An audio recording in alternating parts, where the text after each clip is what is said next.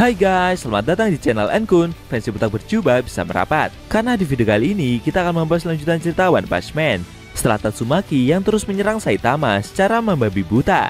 Lebih tepatnya kita akan mereview manga One Punch Man versi Murata chapter 180 yang bersumber dari website Reddit.m atau forum Reddit. Buat kalian yang belum lihat review chapter sebelumnya, bisa klik link di deskripsi atau bisa juga klik link di pojokan atas video ini ya. Dan buat kamu yang cuma ngikutin animenya atau tidak mau kena spoiler, Enkun sarankan mending stop videonya aja dari sekarang. Nah, di manga chapter 180 ini, pertempuran Ciputak melawan Tatsumaki berlanjut. Skala kehancurannya meluas dan membuat beberapa gedung di kota sebelah mengalami kehancuran. Penasaran? Oke, langsung aja kita bahas. Let's go!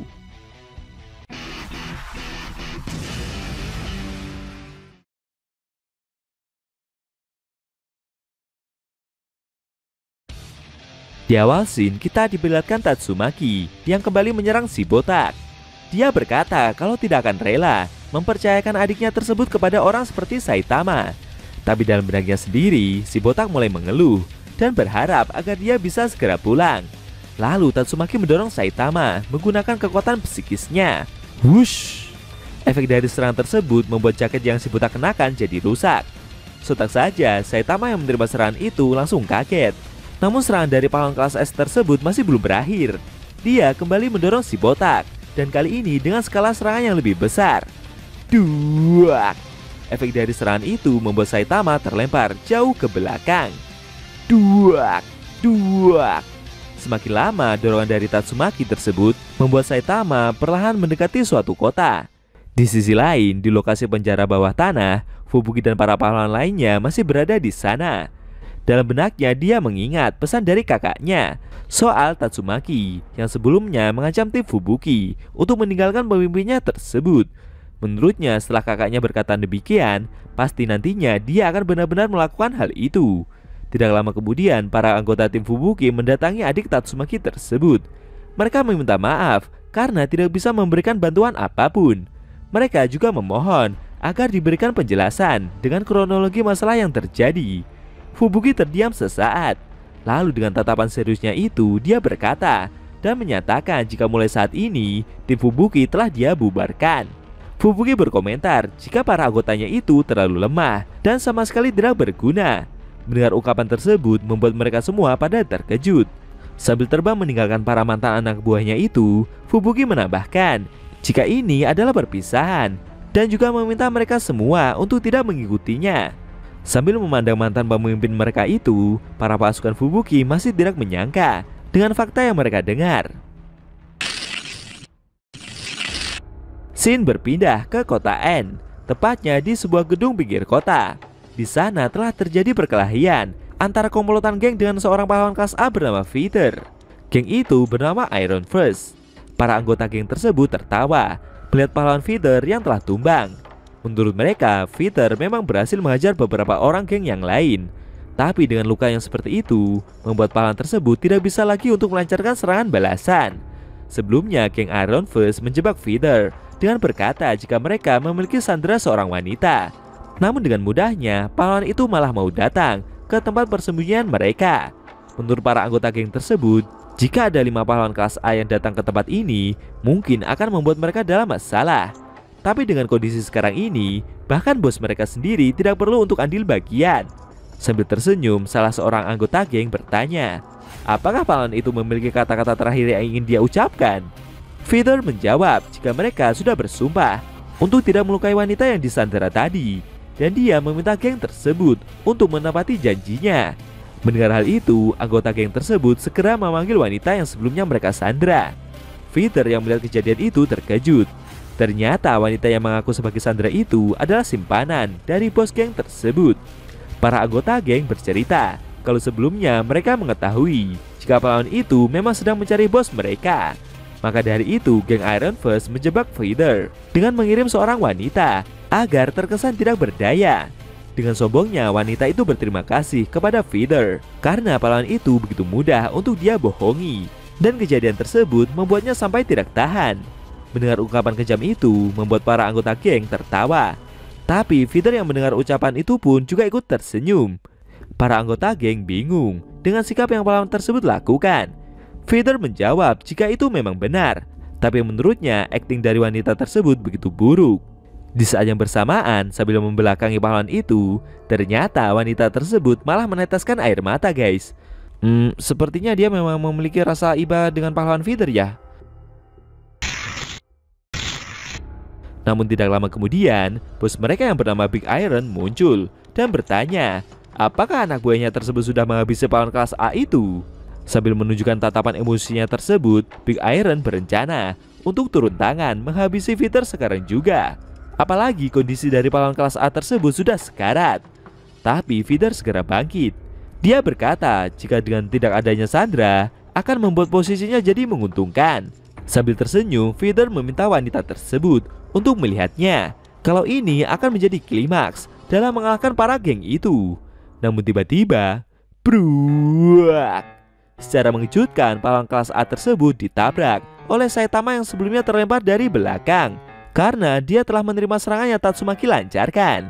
Kejadian itu membuat dinding gudang jadi berlubang dan seketika membuat Feather mengalami pingsan. Saitama meminta maaf dengan apa yang terjadi.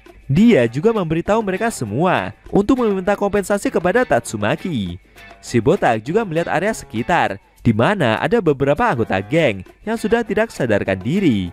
Tapi Saitama salah paham. Menurutnya dengan banyaknya orang yang pingsan itu, harusnya mereka segera memanggil ambulan.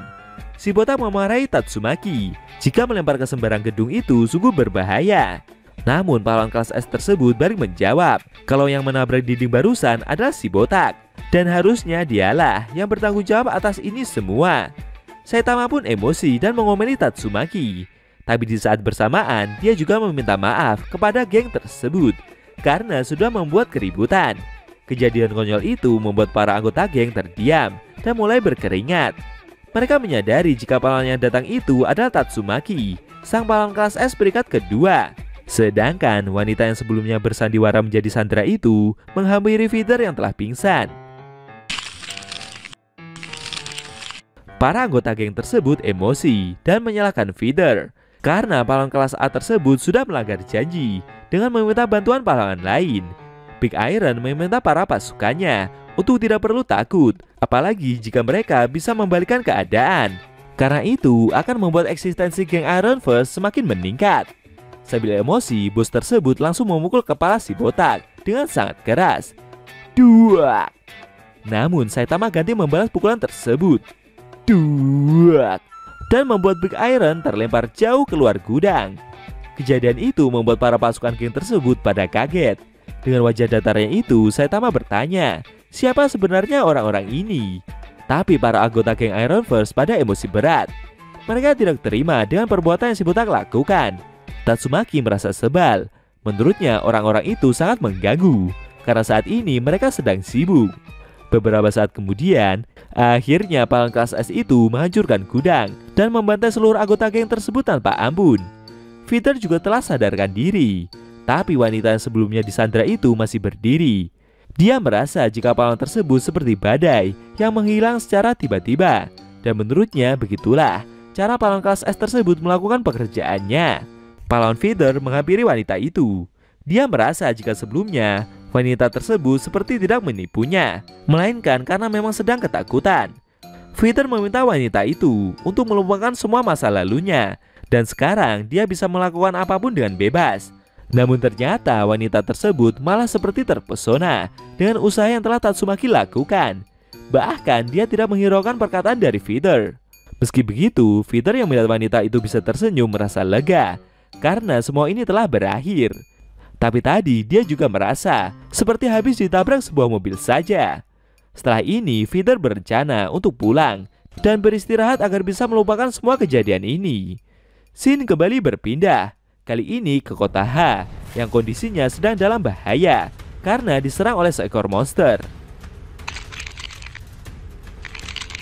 Peringatan evakuasi darurat telah disebarkan ke seluruh penjuru kota. Tingkat bejana dari monster yang muncul telah naik dari iblis menjadi naga.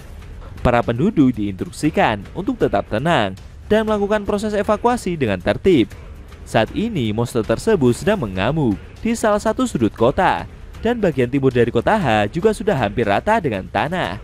Monster itu adalah monster landak berukuran raksasa bernama Kensan Rat. Kalau terjadi bencana seperti ini secara terus-menerus, kemungkinan peradaban manusia bisa dalam bahaya. Para petinggi kota sebenarnya juga sudah meminta bantuan kepada para pahlawan, polisi, dan damkar. Tapi sayangnya mereka semua berhasil ditumbangkan. Beberapa saat kemudian ada pengumuman dari Asosiasi Pahlawan kalau pahlawan kelas S Metalbat sedang dalam perjalanan dan hampir tiba di kota H. Helikopter wartawan yang masih terbang di atas kota itu juga bertanya-tanya, apakah pahlawan kelas S tersebut bisa datang tepat waktu? Karena kondisi dari mereka sendiri juga sedang dalam bahaya. Adik Metalbat yang melihat berita itu dari siaran televisi ikut merasa panik. Dia berharap agar kakaknya segera tiba di lokasi.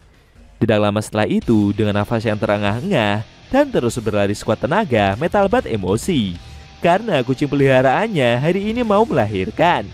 Tapi pihak asosiasi memberitahunya jika pahlawan kelas S yang lokasinya paling dekat dengan kota H cuma dia seorang. Metalbat mengancam kalau sampai terjadi sesuatu pada peliharaannya tersebut, maka dia harus mengajar seseorang sebagai pelampiasan. Tidak lama kemudian, dia pun sampai di lokasi kejadian. Sambil mengangkat tongkat bisbolnya, Metalbat memarahi monster itu. Apalagi amukan monster tersebut membuat transportasi umum ditutup total, sehingga membuatnya harus berlari maraton ke lokasi ini.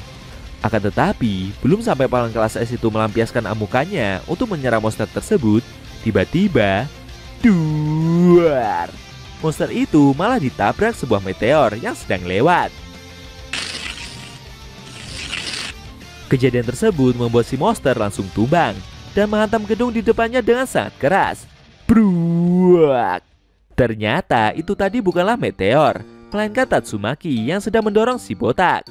Sambil terus menekan Saitama, pahlawan kelas S itu emosi. Menurutnya pahlawan botak ini begitu keras kepala. Dia pun kembali melempar Saitama dan mendorongnya menggunakan kekuatan telekinesis. Wush! Efek dari lemparan tersebut membuat si botak menghantam beberapa gedung kota dengan sangat keras. Duar, duar, duar. Saitama pun mengomeli Tatsumaki. Dia meminta pahlawan tersebut untuk berhenti menghancurkan bangunan kota dengan seenaknya sendiri. Karena alasan si botak mengajak Tatsumaki keluar bukan untuk melakukan hal demikian. Metalbat yang melihat kejadian itu hanya terdiam, kepanasan dan berkeringat. Dia emosi berat karena usahanya yang sudah susah payah agar sampai ke lokasi pertempuran seperti tidak berguna dengan perbuatan yang kedua pahlawan itu lakukan. Sambil berjalan kembali, Metalbat mencoba untuk menarik nafas dan menenangkan diri. Apalagi di rumah peliharaannya sedang menunggu kepulangannya. Gak disangka ya guys, efek pertempuran si botak dengan Tatsumaki sampai menghancurkan beberapa bangunan gedung kota di sekitarnya. Apakah setelah ini Saitama bisa menghentikan amukan dari pahlawan kelas S tersebut? Lalu bagaimana dengan Fubuki yang sebelumnya meninggalkan para pasukannya itu? Sayangnya, scene cerita manga One Punch Man versi Murata chapter 180 telah berakhir.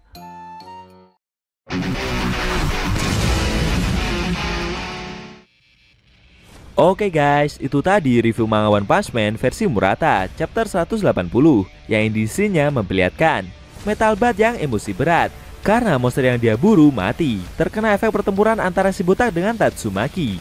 Bagaimana menurut kamu? Jangan lupa tinggalkan komentar kalian ya. Kalau mau nonton review sebelum atau selanjutnya bisa klik link di deskripsi. Linknya udah Mimin taruh di sana kok. Buat kalian yang pengen nonton manga One Punch Man secara maraton, baik itu versi manga One atau Yusuke Murata, linknya ada di deskripsi juga ya guys. Oke, tekan like kalau suka sama video ini dan dislike kalau gak suka. Jika ada kata-kata dari Engo yang kurang pas, Engo mohon maaf dan sampai bertemu di video review manga One Punch Man versi Murata selanjutnya.